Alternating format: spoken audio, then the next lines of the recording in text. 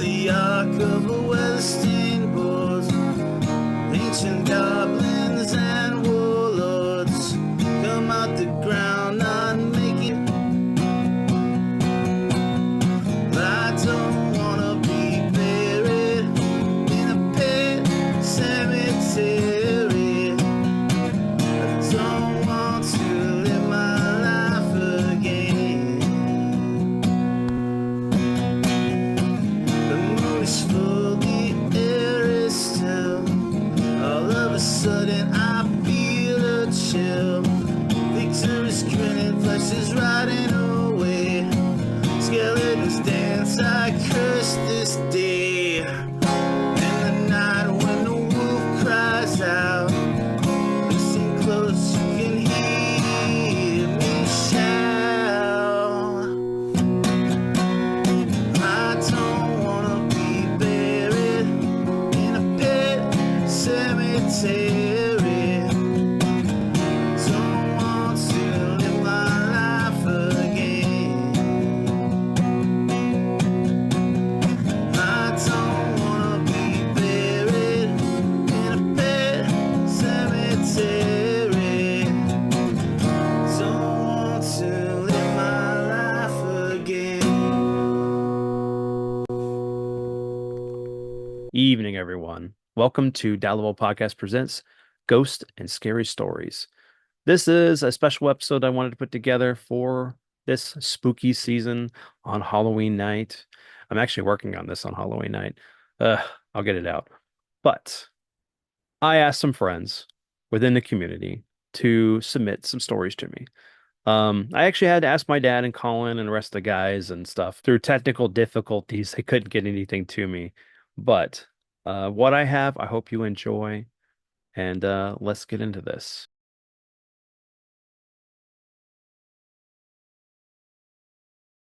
So, circa 2011 at Toys R Us, I was a customer service lead and I was training some new folks. Well, we were walking the store and one of the young guys asks what this door leads to under the clothing side. And jokingly, I said, "Oh, well, that's where our horror hound sleeps. We have a horror hound that comes out and guards the store, at the end of the night." And he believed me, but I was just like, "Oh, it's just, he'll understand it's just a joke." Well, a few nights pass, and ironically enough, it was closer to Halloween, and this young man had forgot something in his locker. So he was like, "Can I go get this out of my locker, Miss Carla?" I was about to set the alarm. I was like, "Yeah, sure, no problem." And then it just dawned on me to go back with him and try to scare him. So I hold my keys to keep them from jangling because they were on my lanyard and just like take off running a few minutes after I know he's made it to the break room. And I hunker down and hide under the clothes and I hear the break door open, and I'm just waiting, counting his footsteps. And then I just start barking the best bark I can do. And when I tell you, this young man let out the loudest screeching scream I had ever heard, and he went sprinting to the front of the store. I just thought I was going to die laughing because he fell for it. But he never came back to work. I think I might have humiliated him, but oh my God, it was so funny.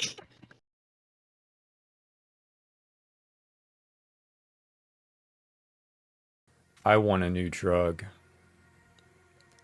In a small nowhere town, 5 friends, Adrian, Mark, Samantha, Jake, and Alex, shared a bond forged in childhood adventures. Their lives drifted apart after a tragic incident left Alex missing and presumed dead after a reckless night of partying in an old cabin in the woods with a hallucinogenic drug called the Wicked Wizard. In small doses, it offered a fun, feel-good trip, albeit with a nasty hangover. But in large doses, the trip turned into a horror show of the user's greatest fear, and if even more was consumed, death would surely follow. Guilt for Alex lingered, and the friendship faded, until one evening, they each received a mysterious invitation to a reunion at the cabin. The sun dipped below the horizon as they gathered in the cabin, deep in the woods. the air thick with nostalgia and apprehension. They exchanged hesitant smiles, trying to mask the tension that brewed just beneath the surface. As night fell, a shadowy figure emerged from the trees. Alex, or at least a version of him. Shocked, they couldn't believe what they were seeing, their old friend seemingly unharmed and very much alive. He entered the cabin. They all gathered around him, staring with confused emotions, until Samantha broke the silence. "Alex, how are you here?" she exclaimed in awe. Alex glanced around the circle, then back to Sam, and smiled as he said, "I never truly left, Sam.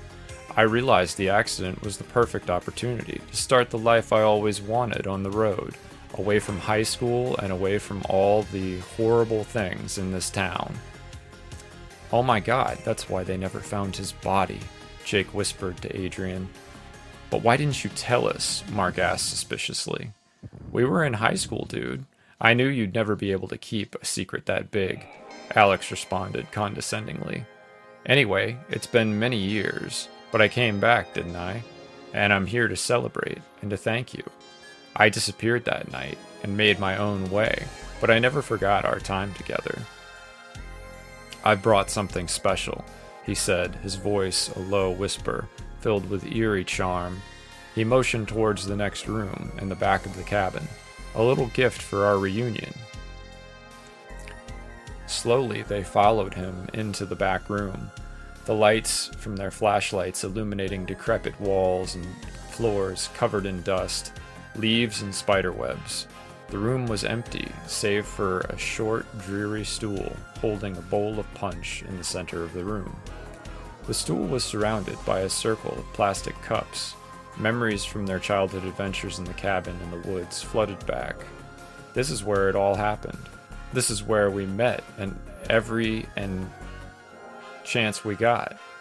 The more I thought about it, the more I realized this cabin is our friendship and the story of our youth. What better place to meet once more? We ran away from home, camped out, played spin the bottle. We had keg parties. We lost our virginity. Well, some of us anyway. Haha. Had horror marathons, and we tried the drugs. He looked at Adrian. All of the drugs, until that last night. "So I invite you, my friends, to take one last trip with me," Alex said as he poured the punch into the plastic cups. No one noticed 2 of the cups weren't quite full. No one moved towards the cups. They stood around the room, still in disbelief that Alex was standing before them. Alex looked at each of them in turn, his gaze meeting Adrian's eyes. He grinned and took the first drink. Curiosity mingled with trepidation, but the thrill of nostalgia urged them on. One by one, they sat in a circle, and Alex handed each of them a cup. They began to drink and reminisce about old times. Until... Suddenly, the world around them twisted as the drug took hold. Colors bled into one another, and sounds warped into unsettling echoes. Their fears surfaced, shadows morphing into intangible nightmares. They began to grasp for air as they broke out into uncontrollable sweats. Time seemed to slow to a crawl for the longest moment until the lights went out. "Alex, what the hell is this?" Mark shouted, coughing from the lack of oxygen. But it was too late. A lawyer by trade, he envisioned a world where he was trapped in an endless debate in court, surrounded by faceless critics hurling insults. His pleas for reason fell on deaf ears as darkness engulfed him and his screams. Samantha's fear of abandonment took shape next. She was isolated in a desolate island, surrounded by her friends who turned their backs, leaving her alone to face an unforgiving sea. She cried out for help, but the waves drowned her voice, and her body disappeared beneath the surface. Jake was consumed by his fear of the dark. He wandered through a forest of shadows, each tree whispering his name, leading him deeper into despair. The darkness closed in, and his screams faded into the night, consumed by the dark woods he had braved so many times before. Adrian clutched her head as her own fear took shape. Memories of their negligence haunted her, Images of Alex, lifeless in this very room, flashed before her eyes. The lights and sounds of the woods in the moonlight as they ran from the cabin. Guilt clawed at her, threatening to pull her under, threatening her very existence. But in the depths of her despair, Adrian fought back against the onslaught of visions. She realized that the drug was amplifying her fear. Her friends had succumbed to their own minds, writhing and screaming violently in the darkness around her, until one by one silence found them all. Forced to face it head on, she focused on the root of her fear, the guilt. She remembered the moments her friends had shared, the laughter and the love, not just the tragedy. Adrian began to analyze her surroundings, seeking a way out of this mental maze.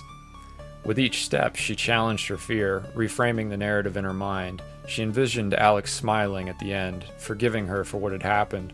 The weight of the guilt lifted, and with it the dark specters faded, revealing a path back to reality. As she came back to her body, Adrian heard the most disturbing, empty laughter. It was paralyzing. She couldn't breathe at first, much less move. The sound of movement in the opposite corner sent a shiver down her spine. From the corner of her eye, Adrian watched Alex emerge and stand over the lifeless bodies of their friends, strewn unceremoniously about the room. His laughter faded as he finished drinking the punch in his cup. Tears began to stream down Adrian's face as she realized what had happened. Her friends were gone, and only the two of them remained. But why? No, how? How? The thought filled her with rage, and it shot through her body before she knew it. She was back on her feet, wiping the tears from her eyes as Alex turned once again to meet them, his face now appearing as a man possessed. How? She screamed at him. How did you? Her gaze darting around the room. How am I? She blurted out in disbelief. How? Strength slowly returning to her limbs. Alex, his head cocked, with the smallest smile forming in the recesses of his lips, stared through Adrian for what felt like an eternity. His smile contorted into a grimace. Alex lurched towards her neck. He choked her, slamming her head against the rotting wall. She struggled to loosen his grip. It was your fault. You brought the Wicked Wizard that night. I was tortured by demons endlessly, and I was abandoned by my friends, all thanks to you. The party never started until Adrian opened her little box of tricks, did it? He shouted in her face, then slowly moved his head next to her ear and whispered, "That's why I saved you for last." The struggle intensified as they thrashed around the room, until tripping over the stool and falling to the ground. "I'm sorry, Alex. We were kids. It wasn't my fault. You took so much," Adrian cried, finally believing it herself for the first time. She could barely stay conscious. She reached for his face and shoved her fingers into his eyes. He screamed and loosened his grip. "Bitch!" he screeched, as she struggled free and fell back, the back of her hand hitting something hard. She desperately grasped for the object. It was the pocket knife, the big pocket knife Jake carried since 5th grade. God bless him. Alex stumbled to his feet, slowly regaining his vision.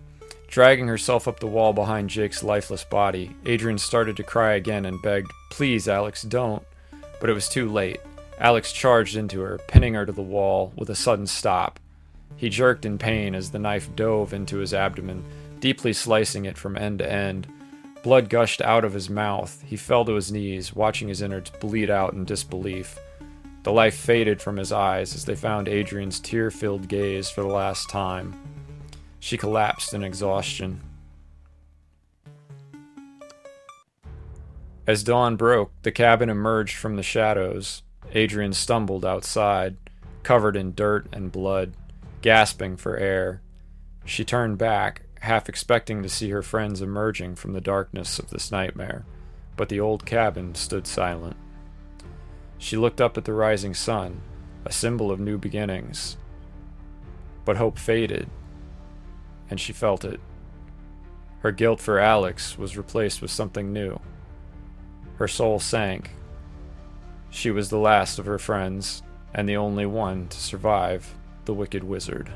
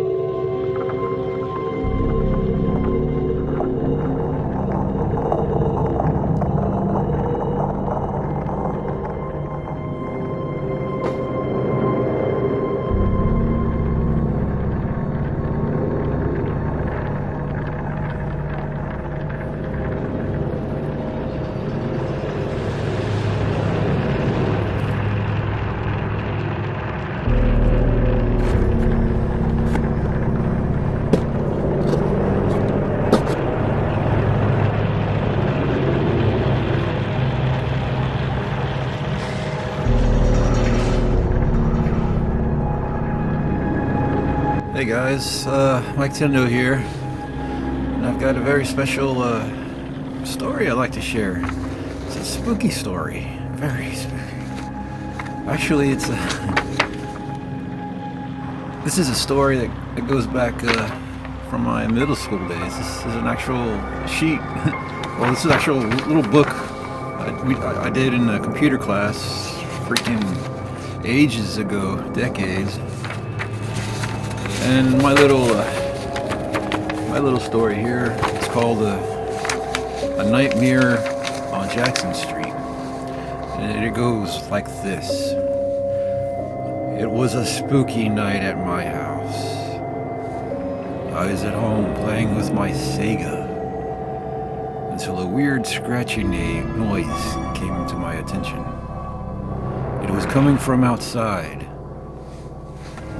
I paused for a minute, then went outside for a peek. It was horrible. It was the ugliest thing I had ever seen. It was my sister dressed up as a Barbie doll, and it was quite unusual. Later on that night, I had been giving out candy to the little kids.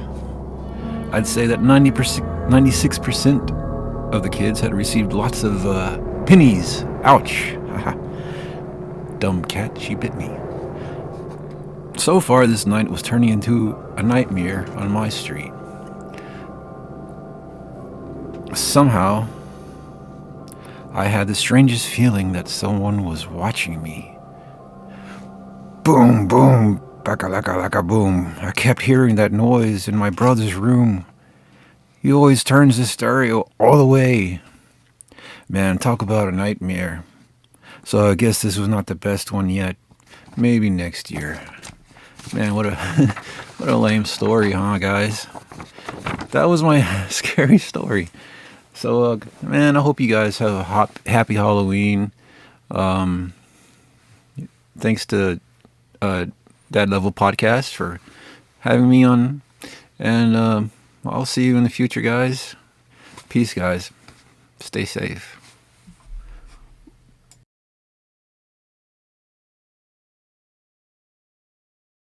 Good evening. I am one of the residents of the Sanctum Doctorum, and this is my story. The Drish House, located in Tuscaloosa, Alabama, is a significant and storied landmark with a history that spans over a century. Written in books and told over time, this story has been passed on from generation to generation. Built in 1837 by Dr. John R. Drish, a wealthy physician and plantation owner, the home has become one of the city's most famous haunted sites due to its mysterious past and ghostly legends. Dr. Drish constructed the house on his plantation, which was among the most prominent in Tuscaloosa during the mid-19th century. The house initially served as both his residence and a place for entertaining guests. Drish, known for his wealth and influence, was also a prominent figure in the community. The mansion was designed in the Greek Revival style, characterized by its large columns, symmetrical designs, and grand appearance, which was popular among wealthy Southerners of the time.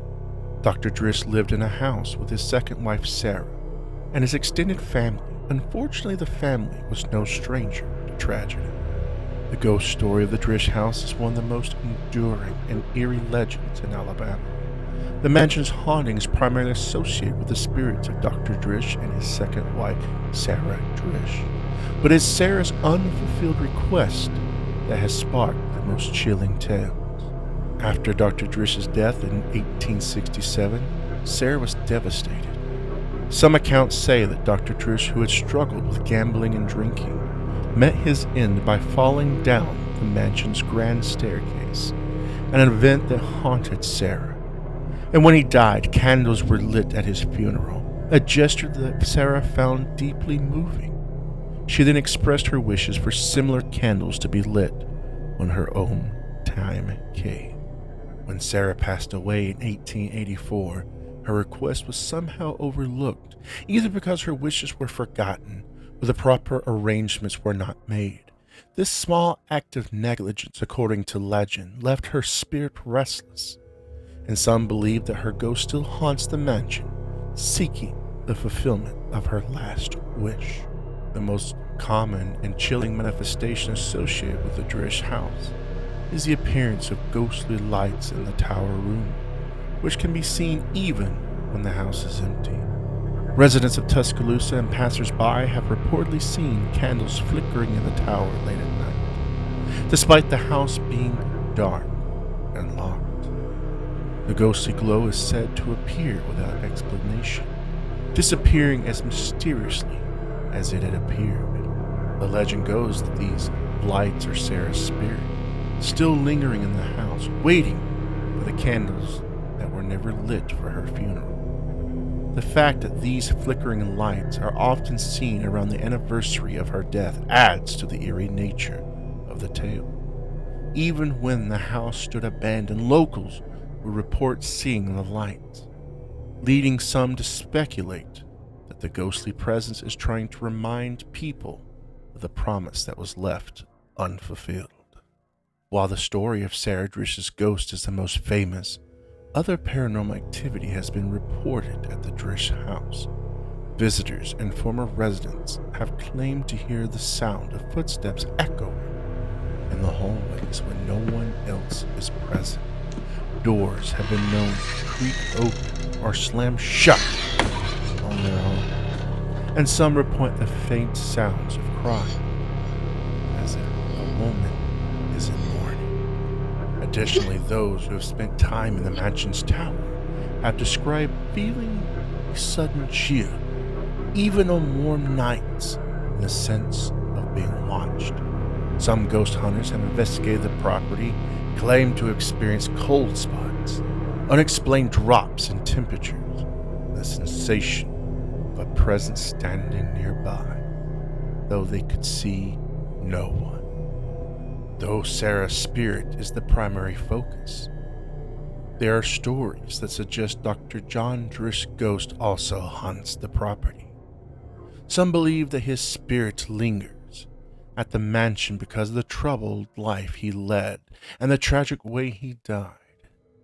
Witnesses have described seeing a shadowy figure at the foot of the grand staircase. Some say it's Dr. Drish himself, replaying the moment of his death. Others have reported seeing a ghostly figure walking along the porch or peering from the windows as if surveying the grounds he once owned. The story of the Drish house ghost remains one of Tuscaloosa's most famous legends. The mansion's haunting has been featured in numerous ghost tours and paranormal investigations. Many who visit hope to see the mysterious lights or feel the presence of the restless spirits. The haunted reputation adds to the allure of the Drish house, attracting ghost hunters, historians, and tourists alike. Whether it's the mournful spirit of Sarah, still waiting for her candles, or the troubled ghost of Dr. John Drish, or simply the echoes of history lingering in an old house, the Drish house stands as a place where the past and the present continue to intertwine.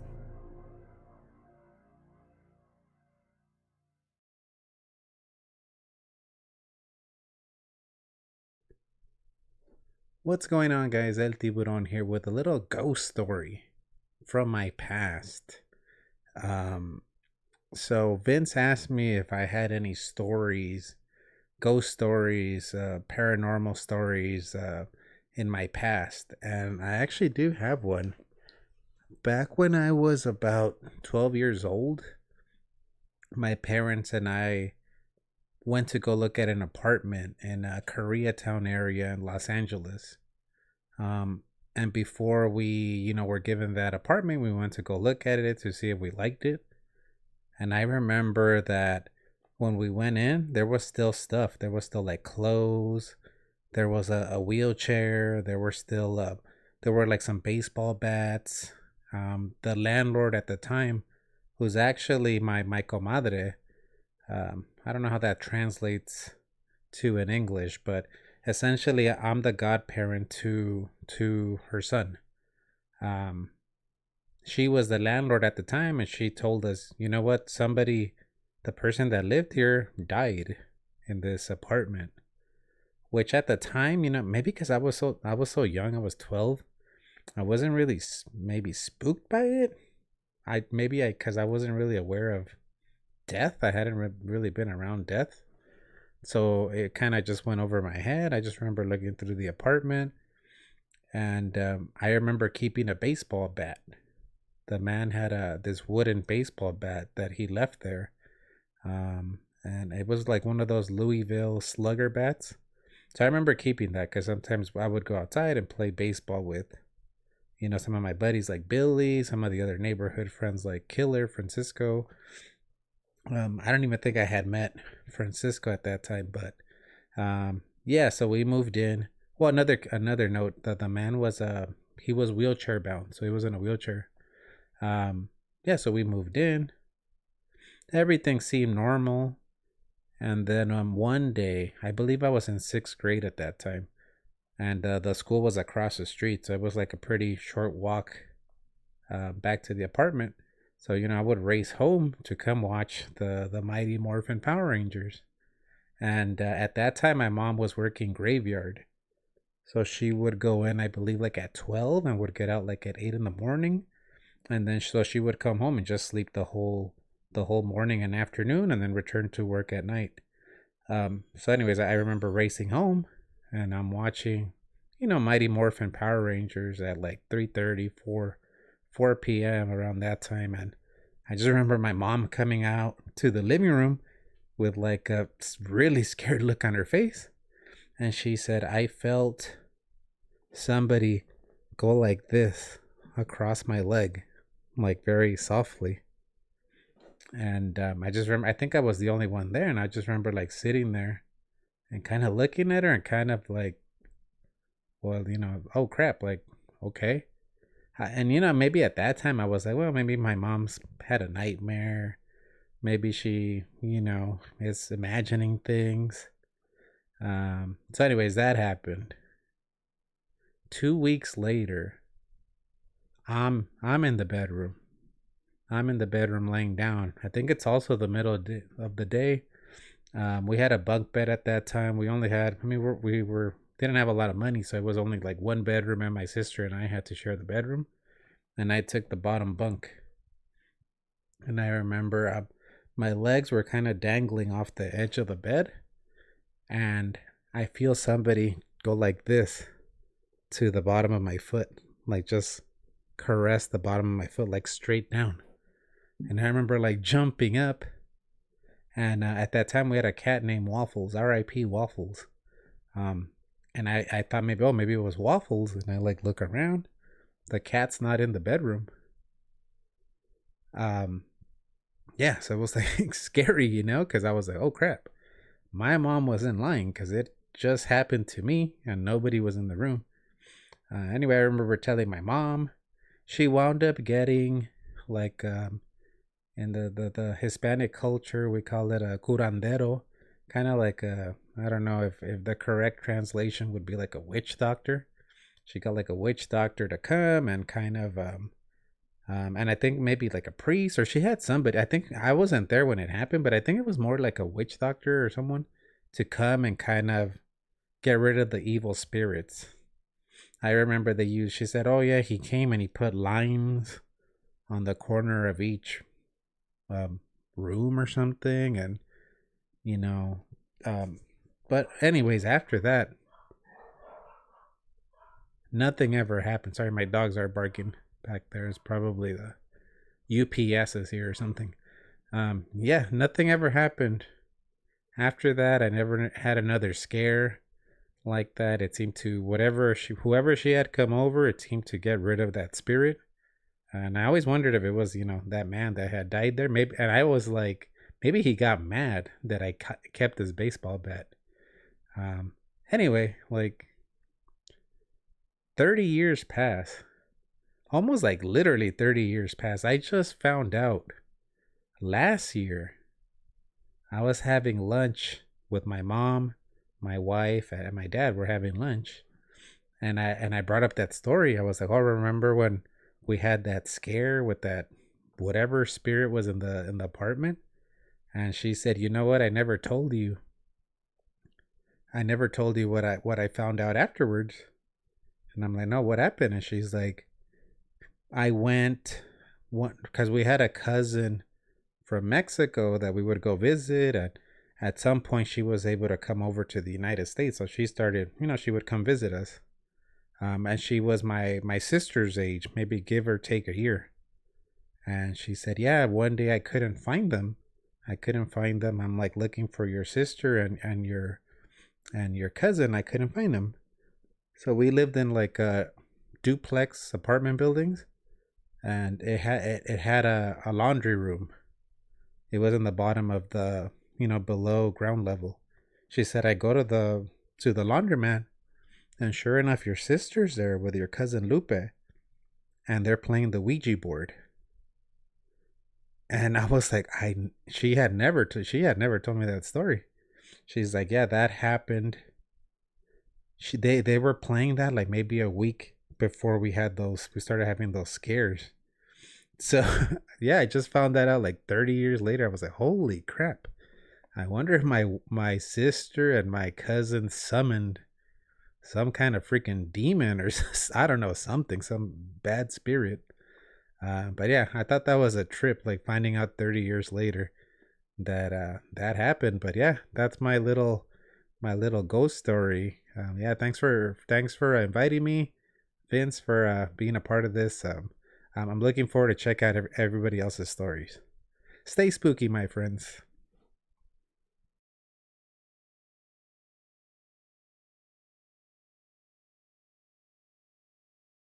What's up? What's up? What's up? This is actually take two for my boy DLP. What's up? What's up? What's up? What's up? What's up? What's up? This is actually take two for my boy DLP. Um, we're about to read a couple of decent short stories from the Necrocoma Zodacon. So we're gonna rock this out real quick.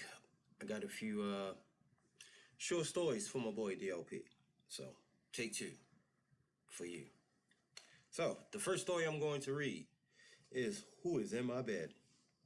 A father went to say goodnight to his 7-year-old son, very well knowing that if he didn't, his son would have trouble sleeping. It was a nightly routine between them. He entered the dimly lit room where his son waited under his blanket. With the first glance, the father could tell that there was something unusual about his son tonight. But he couldn't put his finger on it. He looked the same, but he had a grin that drew from ear to ear. "You okay, buddy?" his father asked. The son nodded, still with a grin, before saying, "Daddy, check for monsters under my bed." The father chuckled a bit before getting on his knees to check, only to satisfy his son. There, under the bed, pale and afraid, was his son. He whispered, "Daddy, there's someone in my bed." Insane. How would you feel if that was the same scenario for you? I'll take a quick sip, then we're going to go into the second story. That was insane. So, this second story that I'm about to read to y'all is called The Cabin.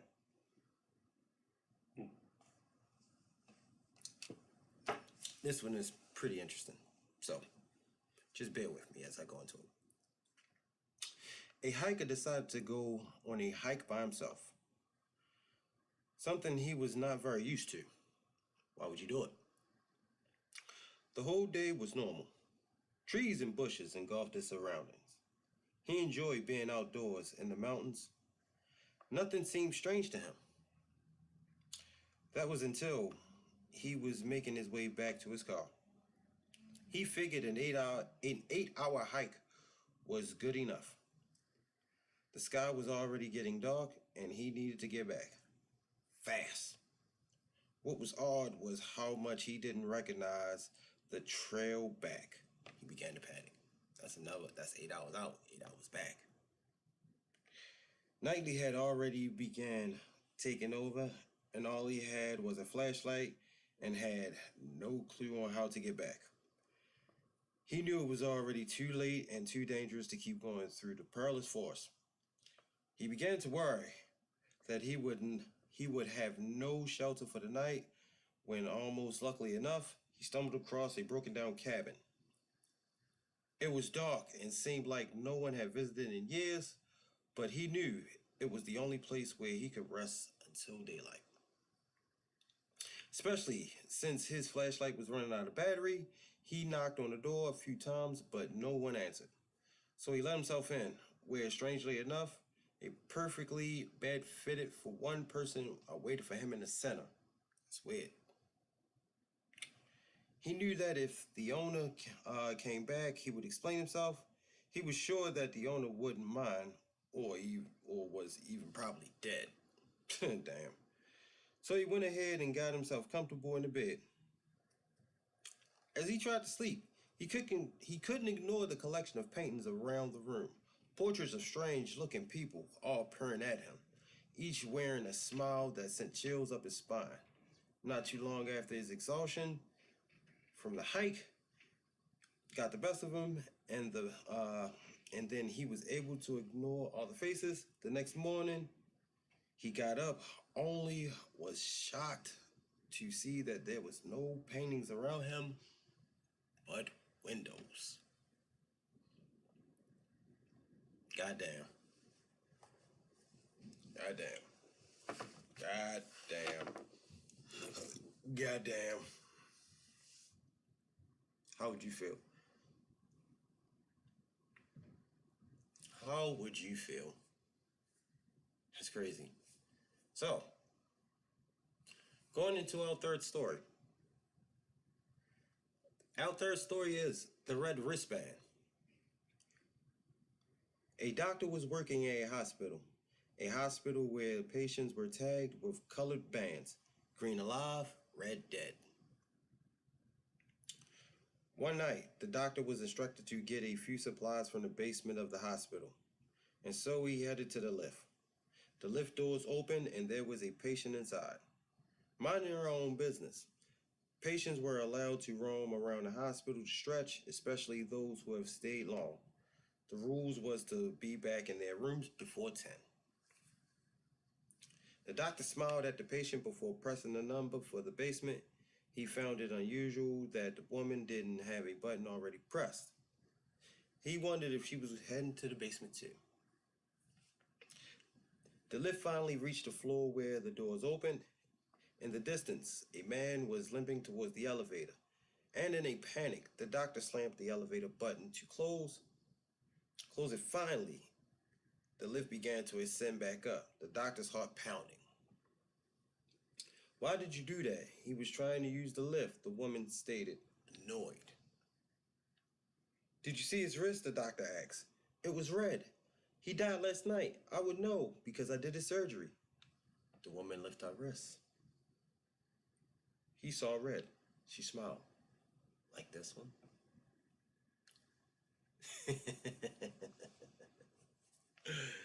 Oh. My third story is white with red.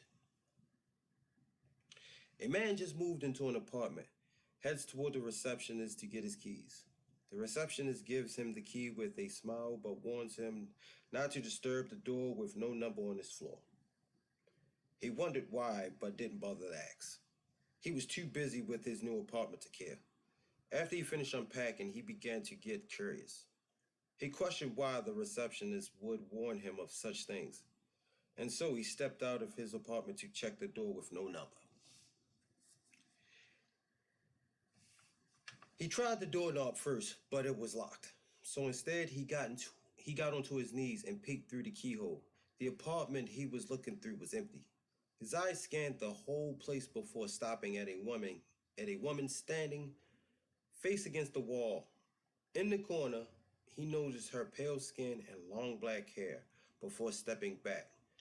Suddenly, feeling perverted in a way for invading someone else's privacy, he brushed it off, assuming she was someone that did not want to be disturbed. The next day, he got more curious about the woman and eventually went back. Straight away, getting onto his knees, he peeked through the keyhole and saw red. Red. He assumed that the pale woman must have caught him peeking the last time and covered the hole with something red. He left the door alone and instead went down to the receptionist to ask questions. The receptionist sighed and asked, "You looked through the keyhole, didn't you?" He admitted it. He admitted to it, and so she felt obliged to tell him the story. She told him that a couple used to live in that apartment a long time ago, but husband went crazy and killed his wife. However, this couple wasn't normal. They had pale skin, black hair, and red eyes.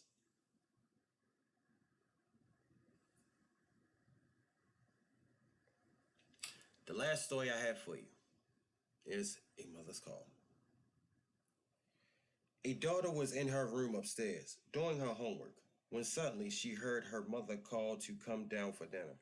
She jumped onto her feet and began making her way to the stairs, but before even taking a step, hands grabbed her and pulled her into the laundry room beside the staircase. She panicked before realizing it was her mother,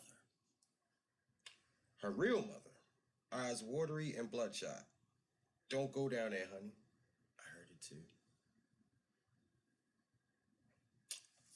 There, there. Those are my stories for you, DLP.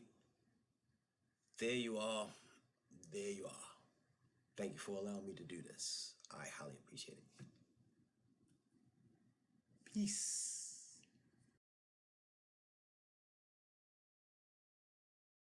So there's a particular time in my life whenever I was really young where we had some real creepy encounters. And I would say this was going on between the age of maybe 3 all the way up until maybe 12, maybe a little bit older.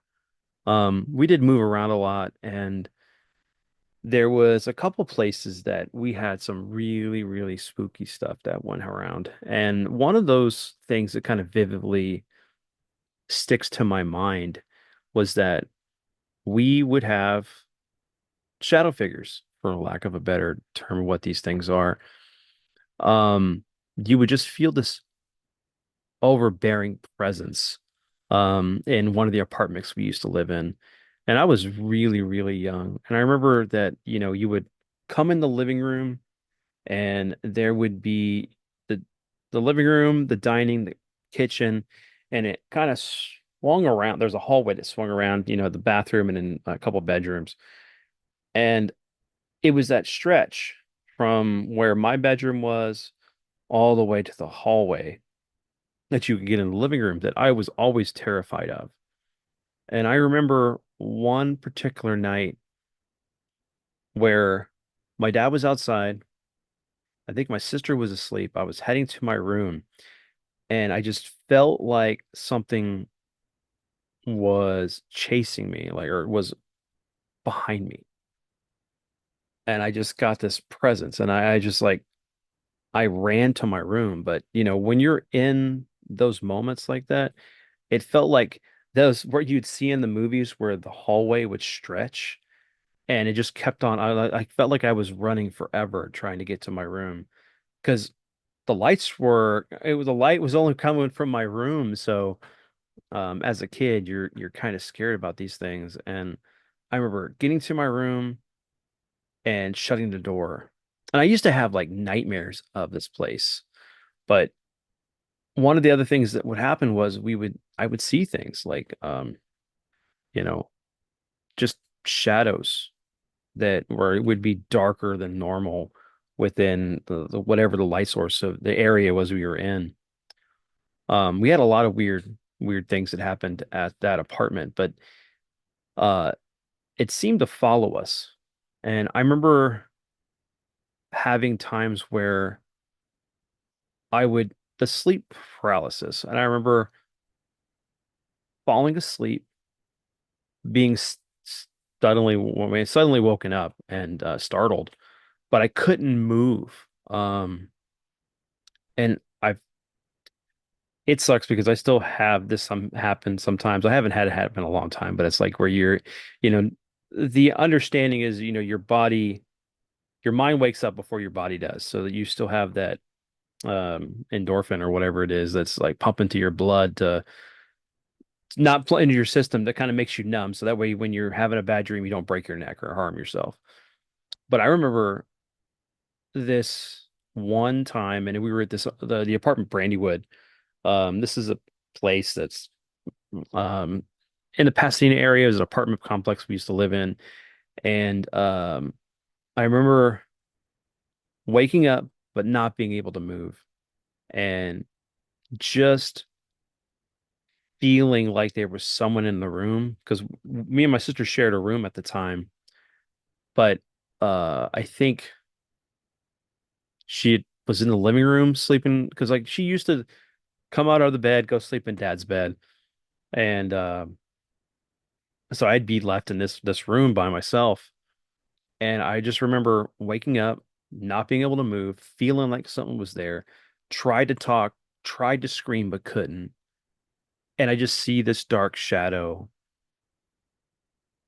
creep from the right side of my the room, which is where closer where the closet and the bathroom and then the actual exit of the room was, and it come in front of the bed and look over me.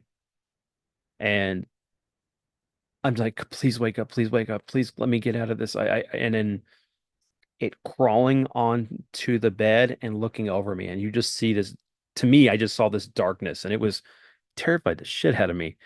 Um, and it felt like it was gonna, like in the movie Cat's Eye, where the like little like the gremlin that comes in and tries to attack Drew Barrymore and was stealing her breath. I felt like that was gonna happen, like it was gonna take my soul away or whatever. And I just had enough courage to break free. And I ran out of the room and got to my dad and my sister. And it was so weird because like we've had weird things, but like I had this thing, it was like I know it's called the old hag. It has many different names of this entity that will kind of manipulate you while you're in the sleep paralysis. And people tend to believe that part of it's the magic or whatever this creature has, but it's scary. I still remember it, but um I haven't had that happen since I don't know, for however long I've known my wife. Um almost 20 years. But